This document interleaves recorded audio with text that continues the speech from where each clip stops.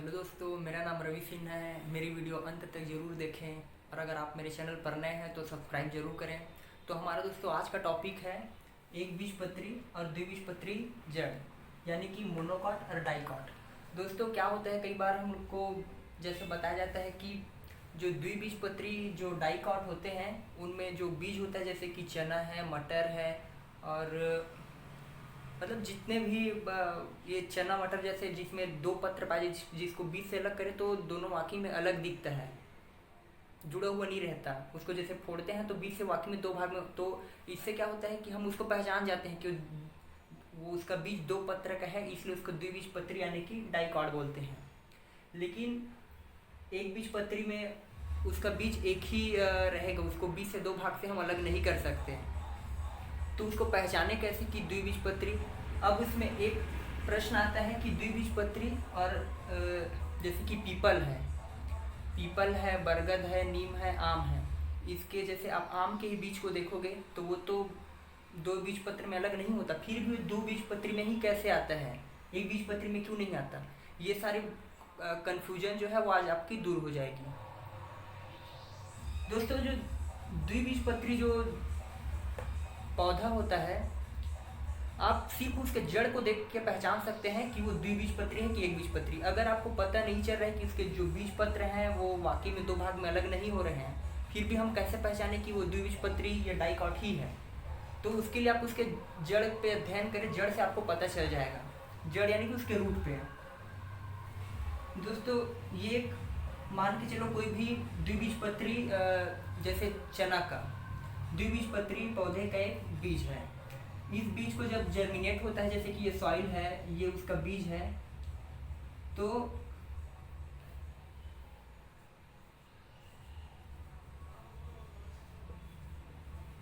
ये है प्लूमुल। जब जर्मिनेट करता है बीज तो उसके दो भाग ऐसे निकलते हैं, एक रेडिकल कहलाता है, जो रेडिकल यानी कि वो जड़ बनाता है, और दूसरा ऊपर प्लूमुल यानी कि प्ररोह तंत्र उसका बनाता है।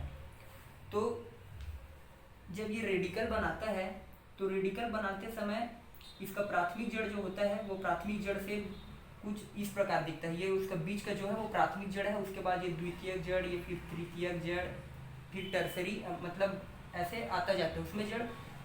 तो इसका जो जड़ होता है वो अधिक गहराई तक जाता है जो चने का है, क्योंकि ये डाइकॉट है।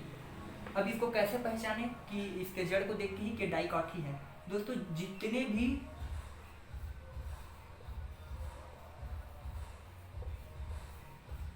भी टैप रूट यानी कि जितने भी मूसला जड़ पाए जाएंगे जिसमें, वो आप आंख मूंद के बता सकते हो कि वो द्विबीजपत्री ही है, चाहे उसका बीज पत्र दो भाग में अलग हो या ना हो। जैसे कि आम में उसका बीज एक ही होता है, वो दो भाग में उसको अलग नहीं कर सकते, फिर भी वो द्विबीजपत्री में आता है क्योंकि वो मूसला जड़ है। और मूसला जड़ का सबसे बड़ा खासियत ये है कि उसमें रेडिकल की जो वृद्धि होती है, जो जड़ भाग बनाता है रेडिकल, वहाँ से फिर द्वितीयक जड़, फिर तृतीयक जड़, ऐसे वो बनता जाता है इस प्रकार।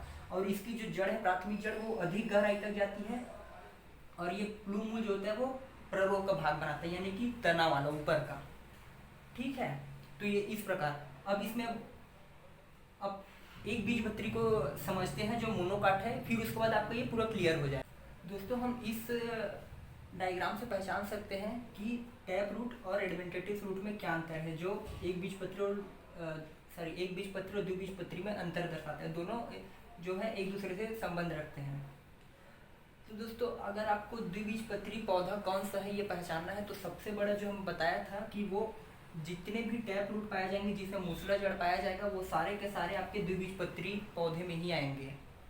जैसे कि टैप, अब इसमें अंतर क्या है, दोनों सेम दिखाई दे रहे हैं, टैप रूट और एडवेंटेटिव रूट दोनों सेम दिखाई दे रहे हैं। अंतर यह है कि जब जर्मिनेशन होता है टैप रूट का, तो इसका जो बीज है वो एक रेडिकल भाग बनाता है और एक प्लूमुल यानी कि प्ररोह भाग, ये ऊपर तना बनता है, ये जड़ बनता है।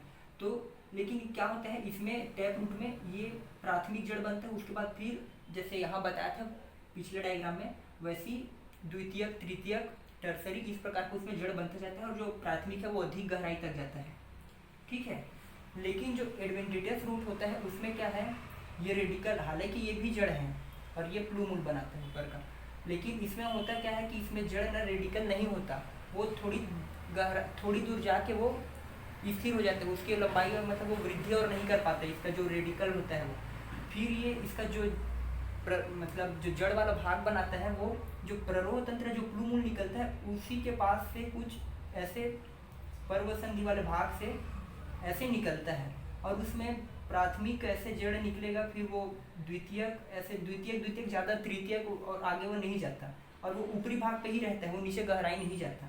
तो इसमें सबसे बड़ा अंतर यही है कि टैप रूट में रेडिकल से उसका जड़ बनता है, लेकिन एडवेंटिटियस रूट में जो जड़ है वो रेडिकल भाग से नहीं बनता।